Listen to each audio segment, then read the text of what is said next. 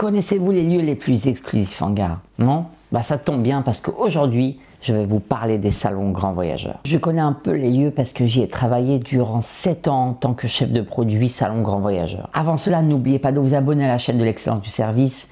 Je parle de marketing, d'expérience client, tout ça pour vous aider dans votre business, et j'aime aussi parler d'entrepreneuriat, de mindset. Donc pour ne pas rater les vidéos, n'hésitez pas à vous abonner et à cliquer sur la cloche pour ne rien rater. Alors sachez que les salons Grands Voyageurs sont uniquement réservés pour les clients qui sont au statut Grand Voyageur le club, ou encore ceux qui voyagent avec le tarif business première. Donc ils sont vraiment réservés aux clients les plus fidèles ou ceux qui voyagent avec la classification tarifaire la plus élevée. Donc forcément, on a affaire à des clients très exigeants. Donc qui dit exigence dit forcément travail sur l'expérience client. Et aujourd'hui, je vais vous dire comment on a travaillé sur cela afin d'essayer de créer l'expérience la plus mémorable possible. Tout d'abord, tout passe par l'accueil.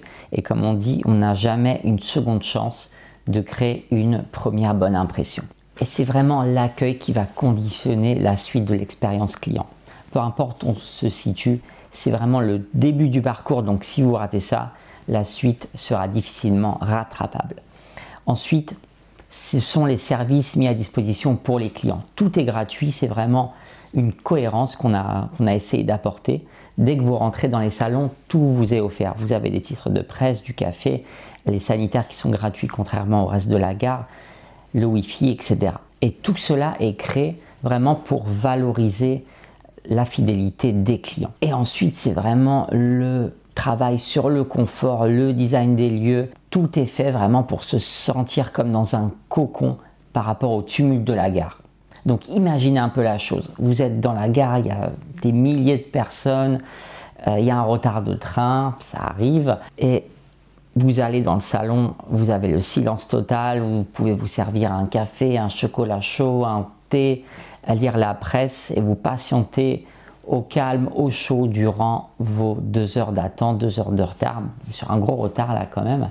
Mais voilà, et vraiment tout est fait pour que le client se sente reposé durant l'attente de son train pendant son voyage. Il peut travailler, il peut se reposer, bref, il peut passer du bon temps au lieu d'attendre sur le quai de la gare ou dans des espaces ouverts.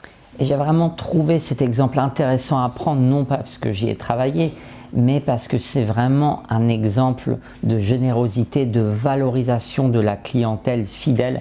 Et ça, vous pouvez appliquer ce principe peu importe votre business. N'oubliez pas de récompenser les clients fidèles, car il est toujours moins coûteux de les garder que de conquérir de nouveaux clients. Comme je vous l'ai dit, n'hésitez pas à vous abonner à la chaîne parce que je vais sortir d'autres vidéos dans la semaine qui vont aborder les différents points qui différencient les salons de la concurrence. Et comme ça, vous allez pouvoir vous en inspirer pour améliorer votre expérience client et en gagner plus grâce à ça.